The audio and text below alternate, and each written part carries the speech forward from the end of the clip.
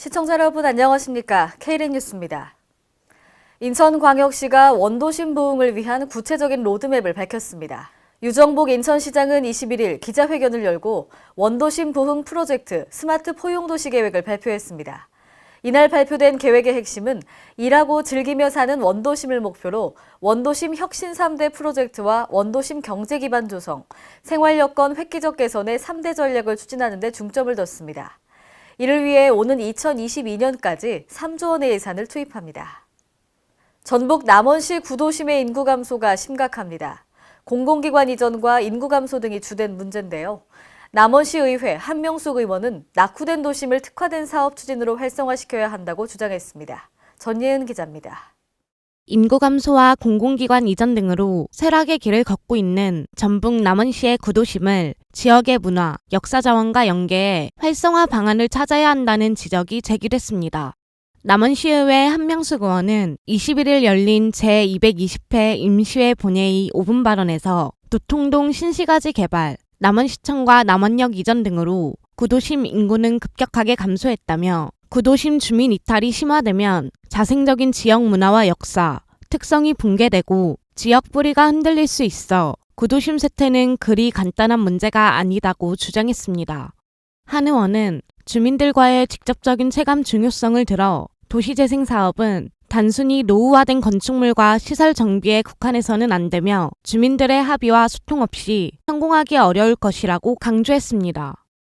우리 지역 구도심이 갖고 있는 강할루원, 예촌, 요촌 등의 역사적, 문화적 자원을 적극적으로 활용하여 우리 지역에 맞는 특화된 사업을 추진해야 할 때입니다. K랜 전예은입니다. 서울시 변두리라며 상대적으로 소외됐던 접경지 12개 지역이 서울 관문도시로서 특성에 맞는 도시계획을 통해 새로 태어납니다. 이번 도시계획은 큰 틀에서 보존이 필요한 지역은 확실하게 자연성을 보존하거나 회복하고 나머지는 일터, 삼터, 쉼터가 어우러진 거점으로 조성하는 것이 핵심입니다. 50년간 이어온 보존 위주의 시계지역 관리 패러다임을 보존 플러스 개발, 투트랙 방식으로 전환해 서울의 첫인상 개선과 지역 균형 발전이라는 두 마리 토끼를 동시에 잡는다는 목표입니다. 이와 관련해 서울시는 서울 관문도시 조성 사업에 대한 종합계획 수립을 상반기 중 착수하고 총 3단계에 걸쳐 본격적인 사업을 추진할 계획입니다. 지난해 현대중공업 가동 중단에 이어 한국 GM 군산공장 폐쇄까지 전북 경제가 휘청거리고 있습니다. 이에 전라북도가 혁신성장 미래비전 2050 대토론회를 열고 대처 방안 모색에 나섰습니다. 장소라 기자입니다. 전라북도의 경제가 한국 GM 군산공장 폐쇄 결정으로 휘청거리고 있는 가운데 전라북도 위기 극복 프로젝트가 가동됐습니다. 전북도는 20일 전북 혁신성장 미래비전 2050 대토론회를 열고 전북의 30년 미래 발전을 모색했습니다. 전북도는 이 자리에서 새만금 혁신도시 동북권 휴양벨트로 이어진 동서축을 육성하는 방안을 내놨습니다. 또한 전북의 역점 사업인 농생명을 비롯한 관광 등의 강점을 활용한 특화 발전 등의 4대 전략도 제시됐습니다. 이와 관련 스마트 농축수산 혁신밸리 조성, 식품 클러스터 글로벌 거점화 등 18개 핵심 프로젝트 등이 논의됐습니다. 전북도는 이를 위해 2050년까지 66조를 투입, 생산 유발 75조, 고용 창출 57만 개, 부가가치 27조 원의 경제적 파급 효과를 거두겠다는 전략입니다. 이에 대해 송하진 전북도지사는 전북은 위기를 기회로 만들어 재도약해야 한다고 강조했습니다. 어려운 관리인께서 대도약으로 나아가기 위해서 미래를 준비하고 대비를 해야 될 것 같다. K랜 장소라입니다. 대구광역시 인공지능, 지능형 민원상담 로봇 뚜봇이 다음 달부터 시민들을 대상으로 민원 서비스를 제공합니다. 대구시는 지난 20일 본청 소회의실에서 인공지능 및 빅데이터 기반의 지능형 상담 시스템 구축 완료 보고회를 개최했습니다. 시는 지난해 4월 전국 최초로 여권 분야 인공지능형 챗봇 상담사인 뚜봇을 개발했습니다. 뚜봇은 여권 민원 상담은 물론 차량 등록, 대구 주요 시정 안내 등 다양한 분야의 민원 상담 제공을 위해 5만 7천여 건의 학습 데이터를 구축했습니다. 한편 대구시는 미비점 식별 및 추가 학습 데이터 보완 등 충분한 안정화 작업을 위해 현재 공무원을 대상으로 시범 운영 중입니다. 전라북도가 고령화로 인한 주민들의 이동권 보장 등을 목표로 전국에서 처음으로 수요 응답형 버스를 도입했는데요. 주민들의 교통복지에 대한 만족도가 높아지면서 전국 지자체의 벤치마킹 대상이 되고 있습니다. 전예은 기자입니다. 2015년 전북도가 전국 최초로 도입해 운영 중인 수요응답형 대중교통 서비스, 이른바 행복콜버스가 도내 주민의 반역할은 물론 전국 지자체의 롤모델로 자리 잡았습니다. 이는 벽지 오지의 대중교통 체계를 변화시킨 혁신 사례로 현재 서울과 경남, 경북, 충남, 전남, 제주 등지에서도 잇따라 시행 중입니다. 현재 도내 행복콜버스는 8개 시군 21개 면에서 18대가 운영되고 있으며 지난해 이용객만 5만 명에 달했습니다. 기존의 버스 운영과 관련해서 여러 가지 불편사항이 있었을 텐데 지역 주민들의 발휘돼서 지역 주민들의 행복감을 좀 더 높여드리고자 본 사업을 추진하게 되었습니다. K랜 전예은입니다. 경기도가 올해 우수시장 육성 지원과 청년 상인 육성 방안 등 전통시장 지원을 강화합니다. 경기도는 지난 20일 경기도 인재개발원에서 2018년 경기도 전통시장 지원 사업 설명회를 개최하고 올해 전통시장 주요 지원 사업들을 소개했습니다.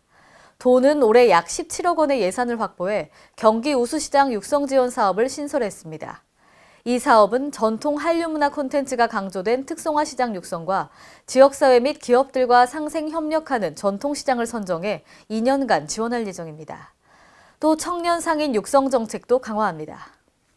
정부가 이달부터 초등학교 1, 2학년 방과 후 영어 수업을 금지시켰죠. 이에 영어 내실화 방안을 내놓는 등 대안을 마련키로 했지만 막상 내년 상반기에나 시행될 예정이어서 논란이 제기되고 있습니다. 장소라 기자입니다. 정부가 초등학교 1, 2학년생에 대해 방과 후 영어 수업 금지를 계기로 영어 교육 내실화 방안을 마련하겠다고 발표했지만 방안 실행이 내년 상반기에나 시행될 예정이어서 뒷북 행정이라는 논란이 제기되고 있습니다. 정부는 지난 2월 학교 영어 교육 내실화 추진 자문단을 구성하고 올해 말까지 학교 영어 교육 내실화 방안을 마련키로 했습니다.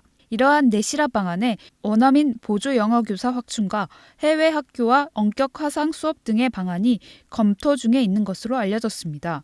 원어민 교사는 2013년 7,790명에서 2015년 3,260명으로 반절 가까이 준 상황입니다. 그 당시 교육부는 원어민 교사 감축에 대해 예산 부족과 일선 교사의 영어 능력 함양으로 영어 수업을 대체할 수 있다는 입장이었습니다. 하지만 돌연 교육부는 입장을 바꿔 원어민 교사 확충과 원격 화상 수업 등의 방안을 검토 중에 있는 것입니다. 이에 대해 교육부 관계자는 예산 문제는 실질적인 내실화 방안이 나와야 책정할 수 있는 것으로 지금으로서는 정해진 것이 없다고 말했습니다. K랜 장소라입니다. 오늘의 브리핑 뉴스입니다. 경기도 고양시 일산 서구보건소는 치매 국가 책임제 시행에 발맞춰 관내 일산동에 치매 안심센터 장소를 마련하고 오는 5월 정식 개소를 준비 중입니다. 이와 관련해 지난해 12월부터는 일산 서구보건소의 간호사와 작업치료사 등 필수 인력을 갖추고 치매 안심센터 준공 전 임시 개소했습니다. 이곳에서는 치매 조기 검진 및 등록과 치매 치료 관리비 지원, 인지재활 프로그램 운영 등 체계적인 치매 관리 사업을 수행할 계획입니다. 인천광역시는 공중위생업소 위생수준 레벨업을 추진하고 있습니다. 지난해 공중위생 서비스 위생등급 평가를 실시한 업종은 임의용업인데요.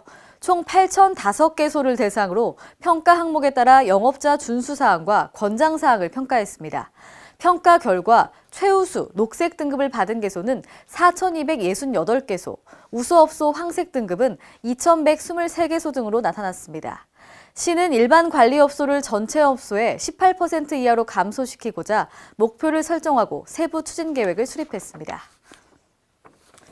오늘은 유엔이 정한 세계 물의 날이죠. 부산광역시가 물의 중요성을 일깨우고 물 절약 분위기 확산을 위해 오늘 물의 미래, 자연에서 찾다라는 주제로 세계 물의 날 기념 행사 및 포럼을 개최했습니다.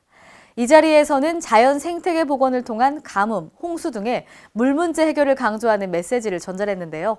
이날 행사는 맑은 물 보호와 물 절약 운동에 앞장선 시민과 물 환경 업무 유공 공무원 등 15명에게 시장 표창을 했고요.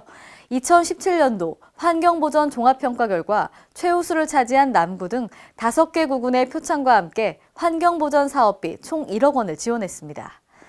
이상으로 K-랜 뉴스를 마칩니다. 시청해주신 여러분 고맙습니다.